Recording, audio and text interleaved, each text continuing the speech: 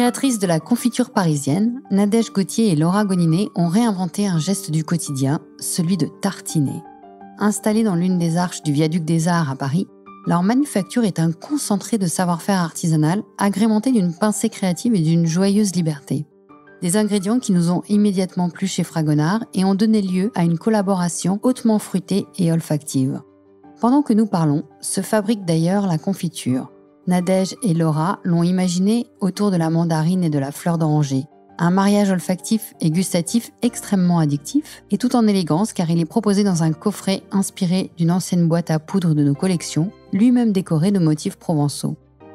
Dans cet épisode, Nadège et Laura nous partagent la naissance de Confiture Parisienne. Ses débuts, ses succès, mais aussi ses aléas de fabrication, et toujours cette envie de se réinventer, se challenger entre ingrédients locaux, associations inhabituelles et recettes originales. Je suis Charlotte Urbain et vous écoutez Confessions olfactives, la 2e saison de À Fleur de Nez, un podcast signé Fragonard Parfumeur. Salut Nadège, salut Laura. Bonjour. Bonjour. Vous m'accueillez avenue Daumesnil, on est en plein cœur de Paris, dans un endroit magnifique, le viaduc des Arts, et c'est là que vous vous êtes installés. Il y a combien de temps, Nadège ? On s'est installé en 2018, après déjà 3 ans d'activité. 8 ans qu'on est sous le viaduc des Arts, qui est un endroit assez extraordinaire, puisque c'est baigné de lumière, comme tu peux le voir. Ouais, c'est génial. On est vraiment dans le cœur de Paris, juste à côté de Bastille. Et à l'époque, en fait, c'était un viaduc qui n'était pas fermé. En fait, ils ont fermé, ils ont mis des grandes façades vitrées, comme tu peux voir. Mais c'était l'Opéra Bastille, c'était une gare. Et ce viaduc emmenait le train à la gare de Bastille. Et du coup, aujourd'hui, maintenant, on a des artisans, d'où le nom de viaduc des Arts. Il y a que des artisans qui fabriquent sur place et qui revendent leur artisanat sur place. Et c'est ce qu'on fait, nous, avec la confiture. Oui, juste en dessous, en fait, là où on est assise, en dessous, il y a l'atelier de fabrication. Laura, tu veux me décrire un peu, on est en train de fabriquer là, en ce moment même. Tout de suite maintenant, exactement. On est en train de fabriquer notre collaboration. Exactement. Qui est une confiture. Mandarine, fleur d'oranger. Confiture mandarine, fleur d'oranger que je n'ai pas encore goûté. Ouais. Ça sentait tellement bon.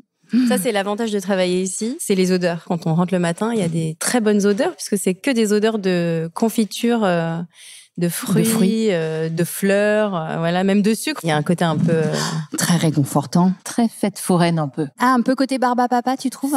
Bah, le sucre, le caramel du sucre, la pomme d'amour, la barbe à papa. Et tu sais pourquoi ? Parce que vous travaillez avec des chaudrons en cuivre. Et la barbe à papa, au départ, c'est ça, c'est dans un chaudron en cuivre, il me semble. Il y a le sucre, c'est sucre. Le sucre caramélisé.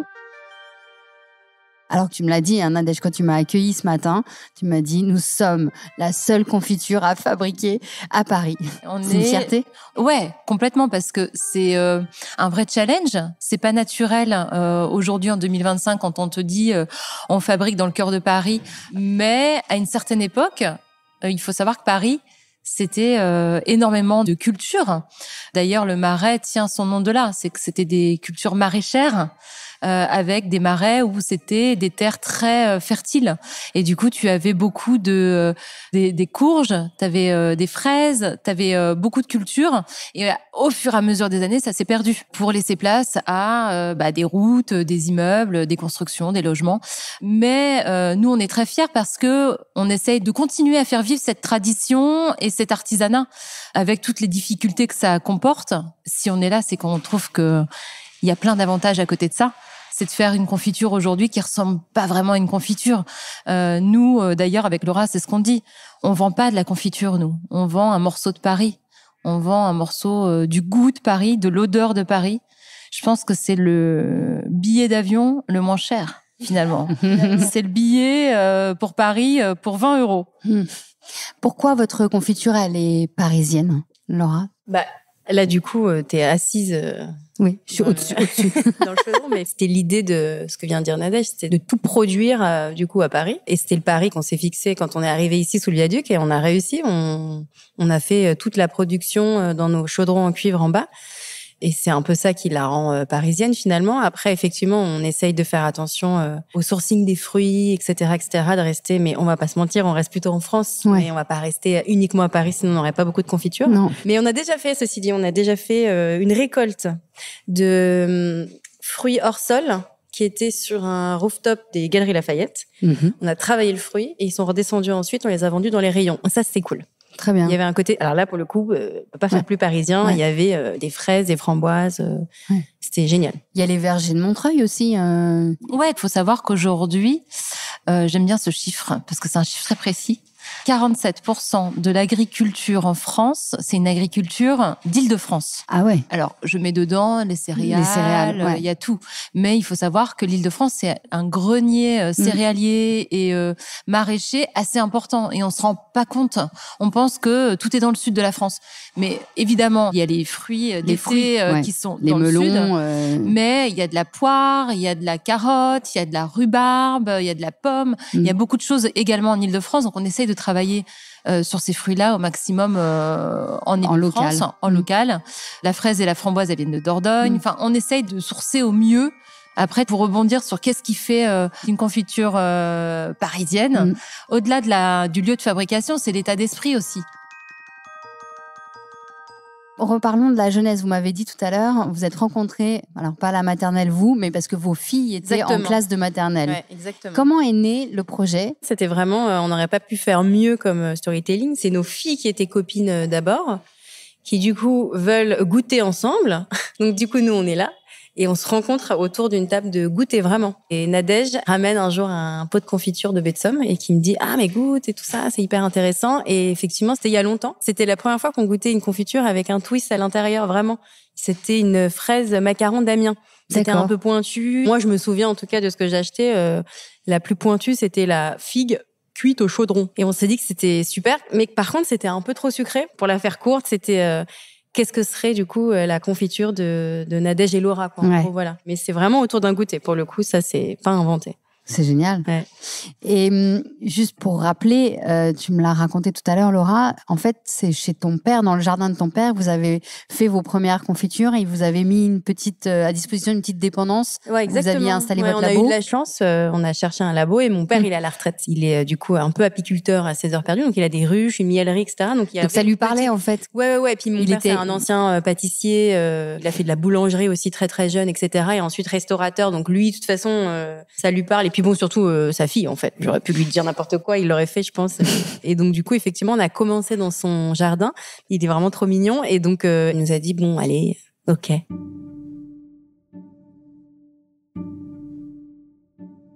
Alors, votre odeur d'enfance, est-ce qu'elle est liée à la confiture ? Alors moi, non. Donc, je viens du Havre. J'habitais à côté d'une brûlerie de café. Et quand je jouais dans mon jardin, c'était les odeurs de la brûlerie du café. Et donc moi, l'odeur du café torréfié, ça me ramène illico à mon jardin, ma balançoire, quoi. Donc c'est plutôt pas mal comme odeur. C'est plutôt pas mal, ouais. Et toi, Laura ? Moi, j'ai grandi à Paris, donc les odeurs, pour le coup, ça reste...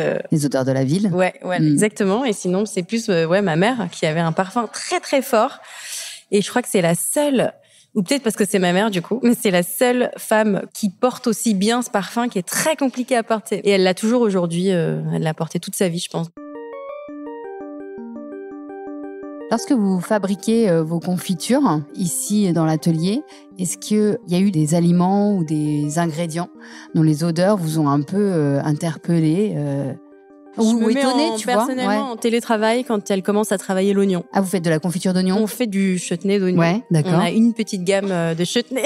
Franchement, c'est dur. Et en plus, tu sais, t'en as partout. C'est une odeur. Les odeurs, elles ont aussi la particularité, c'est que quand ça tient dans les cheveux. C'est marrant parce que l'oignon, tel que le raconte Laura, ça a une odeur de sueur. Et en fait, vraiment, on a demandé aux filles du labo de nous dire quand est-ce qu'elles le fabriquaient. Mais c'est sérieux, hein. Tu reviens chez toi, genre, va prendre une douche. T'as eu chaud aujourd'hui?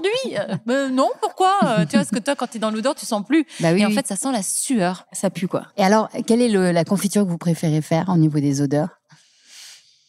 Je vais faire ma grosse faillotte, mais en même temps, nous, on aime bien les nouveautés parce que quand il y a une nouveauté qui arrive... C'est une nouvelle odeur? Oui, c'est une nouvelle odeur. Parce que forcément, en fait, vous avez vos bureaux juste au-dessus de l'atelier. Donc, il n'y a pas de... l'odeur, elle s'infiltre partout. Donc là, j'avoue que la mandarine fleur d'oranger, oui, c'est une nouvelle odeur, un nouveau parfum. Donc, tu te diriges vers les nouveautés parce que les autres, tu les connais déjà. Après, on peut être surprise à redécouvrir certains parfums, certaines recettes qu'on n'a pas goûtées depuis longtemps. Pour le coup, ça me rappelle l'odeur du début de la confiture parisienne. c'est quand elles font la framboise chocolat. Ça me rappelle le labo dans le jardin. Et c'est vrai que la framboise chocolat, elle a une odeur. Après, moi, j'adore le chocolat, c'est ma passion. Donc, du coup, forcément, ça doit jouer. Ouais. Mais la framboise avec le chocolat dans le chaudron, franchement, ça a une odeur assez cool.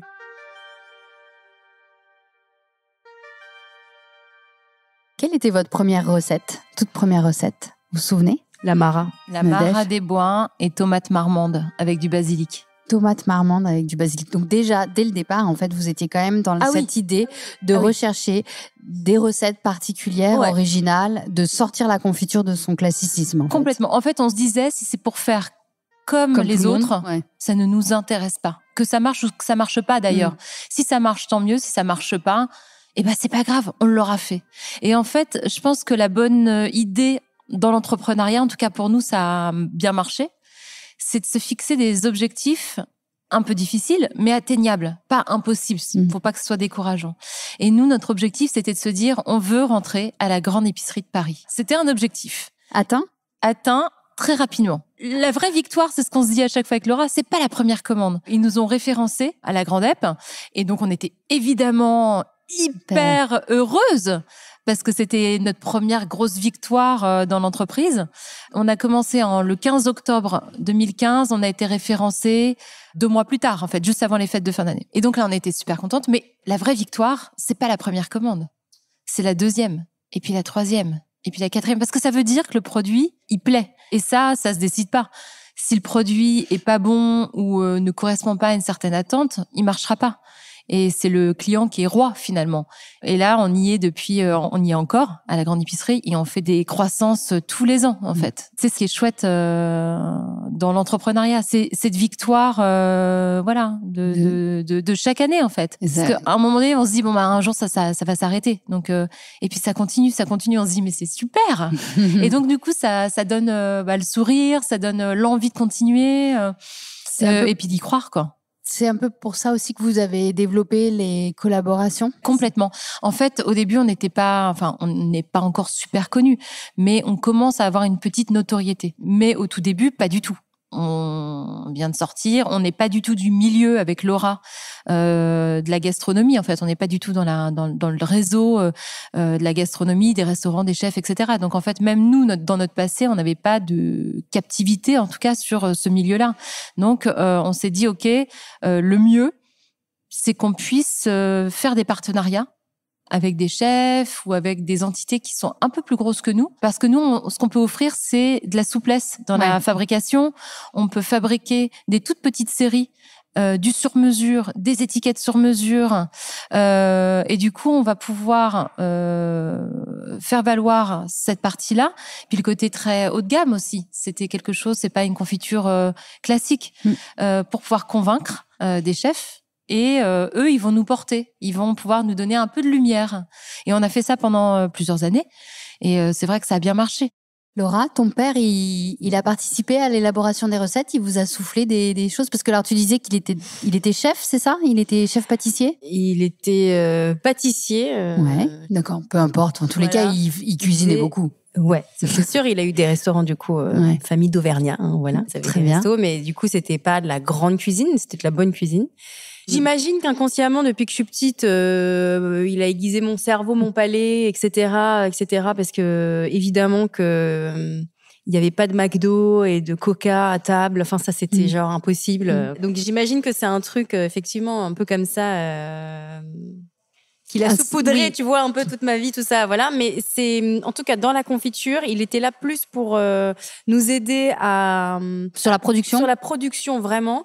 Sur l'élaboration, il en a fait une en particulier, qui était très bonne d'ailleurs. C'était kiwi mandarine, qui était en édition limitée. Du coup, je me souviens qu'on avait numéroté à la main, c'était assez cool.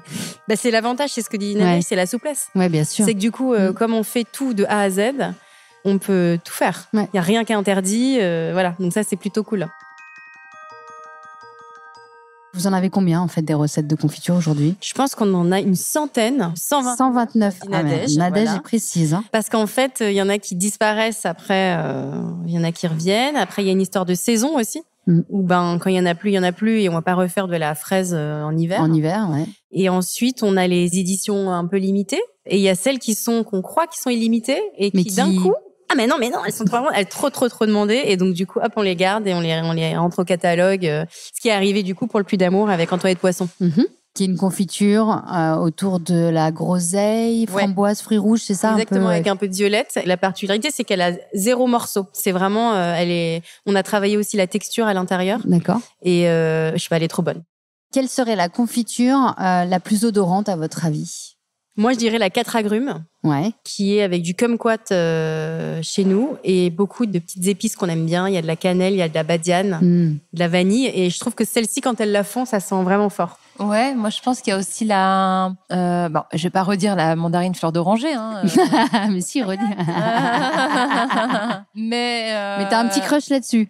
C'est quoi? Est-ce que c'est la fleur d'oranger qui te parle? Ouais, moi j'adore la fleur d'oranger. D'accord. D'ailleurs, on a parce qu'on fait de la confiture, mais on fait aussi de la pâte à tartiner, qui est un gros succès aussi chez nous. Et on fait une pâte à tartiner pistache avec de la fleur d'oranger, qui est absolument addictive. C'est horrible. Avec la pistache, ça marche super bien. C'est doublement addictif. L'alliance fonctionne super bien.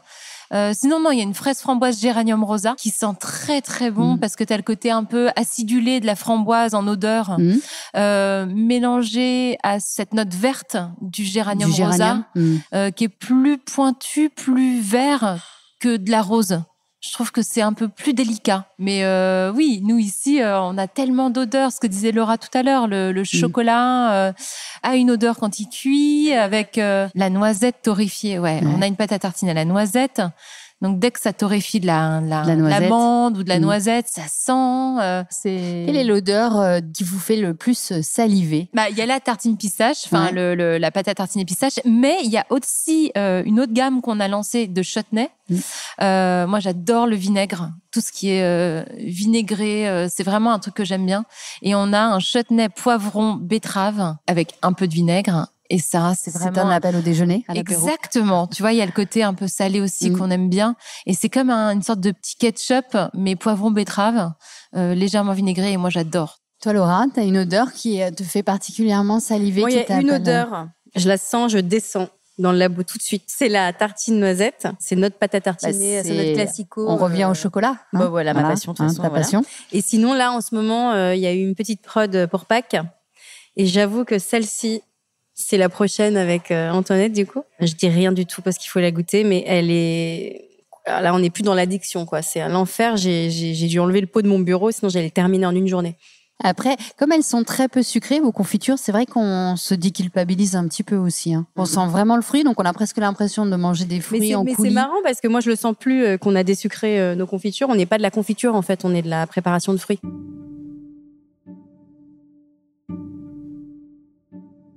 Quand vous préparez une nouvelle recette, j'imagine que vous faites des tests à un moment donné avant de porter la confiture à votre bouche. Est-ce que l'odorat entre en jeu au moment de vos tests? Est-ce qu'il vous est arrivé de vous dire ça sent pas très bon? Oui. Ouais. Moi, j'ai un souvenir. On avait voulu tester des recettes avec des sucres particuliers. Sucre coco, sucre d'agave, etc.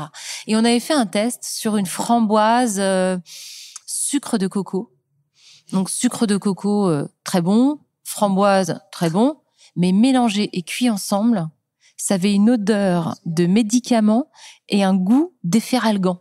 Ah oui. Ouais. Et du coup, c'était bizarre parce que, en fait, c'est le fait que ça soit cuit qui changeait la chimie. Ouais, c'est de la chimie en fait. Et du coup, ça marchait pas. Et on se disait mais c'est pas possible. On retrouve pas le goût du sucre coco qu'on avait en tête, qu'on aime bien par ailleurs, parce qu'il avait été chauffé et mélangé avec de la framboise. Ça marchait pas du tout. Donc oui, ouais, l'odeur c'est hyper important aussi quoi. Est-ce qu'il y a une odeur qui vous fait voyager, mesdames? Alors moi, tout de suite, oui, parce que je suis pas du tout née dans la bonne ville. Je suis faite pour habiter très loin dans une plage. Moi, personnellement, ce qui me fait voyager, c'est les odeurs de... Quand j'étais jeune et inconsciente, je devais me mettre du monoeil, j'imagine. Et donc, du coup, le monoeil, moi, ça me ramène tout de suite dans les vacances. Ouais, moi, après, effectivement, tu reviens toujours un petit peu sur le même truc, sur les odeurs qui font voyager. Tu t'imagines, effectivement, sur une plage. Donc, moi, j'allais dire crème solaire. C'est ça, en fait. C'est l'odeur du sel, de la plage, quoi, en fait. Au Havre. Au Havre. Je me suis aperçue, effectivement, que... Le Havre, c'était bien, mais pour passer ses vacances, c'était risqué. Donc du coup, maintenant, j'ai une maison à Arles. Et du coup, c'est mieux en termes d'indice solaire. Ouais. Et la Camargue. Alors effectivement, en Camargue, t'as vachement toutes ces odeurs de nature, en fait. Tout ce qui est la Camargue sauvage, qui est extraordinaire. Tous les salins, le salin de Giraud qui est incroyable. Enfin oui, c'est un foisonnement d'odeurs, de végétation et puis de nature sauvage, quoi. C'est génial.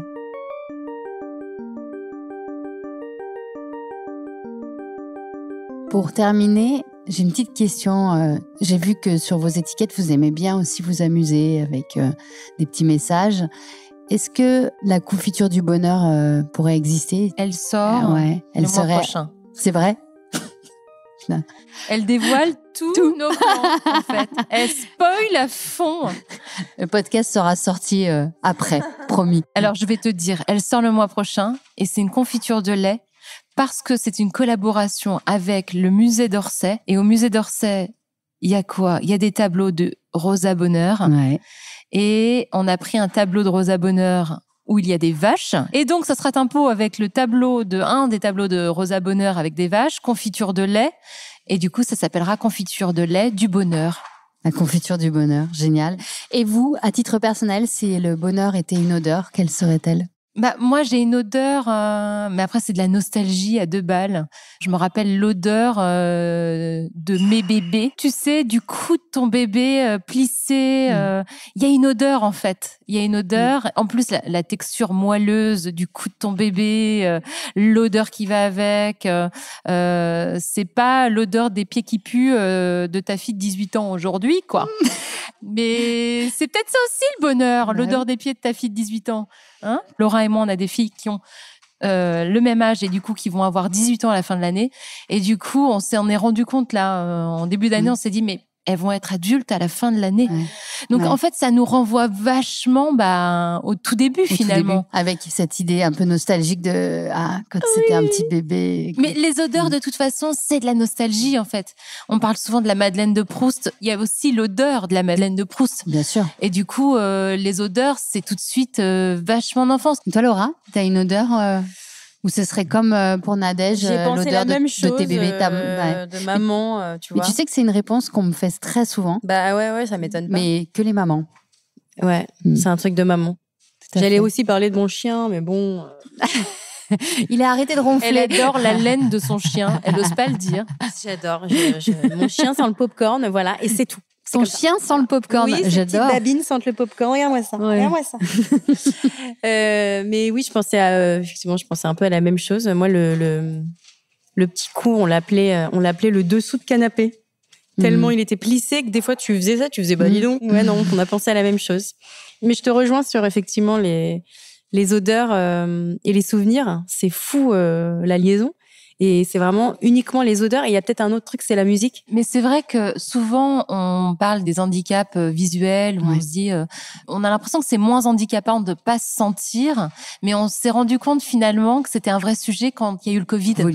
Et avec les Covid longs et de pas avoir les odeurs, on s'est rendu compte que c'était hyper handicapant. Moi, j'ai un copain cuisinier qui a eu le Covid. Il pouvait plus cuisiner parce qu'il arrivait plus à doser ses épices. Il était perdu, ouais. Complètement. Vous continuez à fabriquer pendant le Covid? On s'est arrêté au premier. Et nous, on avait de la chance à l'époque, on était déjà à l'international. Et donc, on avait des Covid un peu tous pas en même temps. On avait les Coréens, les Japonais, les Américains. Tout ça, c'est des pays qui se sont fermés, mais plus ou moins tôt. Et donc, qui ont rouvert plus ou moins tôt. Et en l'occurrence, c'était la Corée qui nous a recommandé, je sais plus, mais c'était génial pour nous quand c'est arrivé, peut-être 13 palettes. La confiture parisienne, justement, en fonction de votre clientèle, vous voyez des différences culturelles, c'est-à-dire en fonction des pays, vous avez des goûts justement différents? Au début, on était vachement dedans. Je me souviens les premières fois qu'on a envoyé au Japon où on se demandait qu'est-ce qu'ils aiment, on va leur faire des goûts, enfin voilà, qui rentrent dans leur culture justement. Et en fait, je crois pas que c'est ce qu'il faut faire. Je crois qu'il faut rester un peu nous finalement. En général, ce qu'ils viennent chercher chez nous, c'est justement le côté recette gastronomique. C'est ça que vous exportez, la gastronomie française? Exactement. Ouais. C'est exactement ce qu'on exporte. Merci beaucoup Laura, merci Nadège. Merci Charlotte. Merci d'être venue. Je suis Charlotte Urbain et vous venez d'écouter À Fleur de Nez, un podcast signé Fragonard Parfumeur. Gautam Shukla a fait la réalisation et le mix de cet épisode sur une musique de Jérôme Petit. La production est supervisée par Louis Média. Je vous retrouve le mois prochain pour un nouvel épisode. Merci à tous pour votre écoute.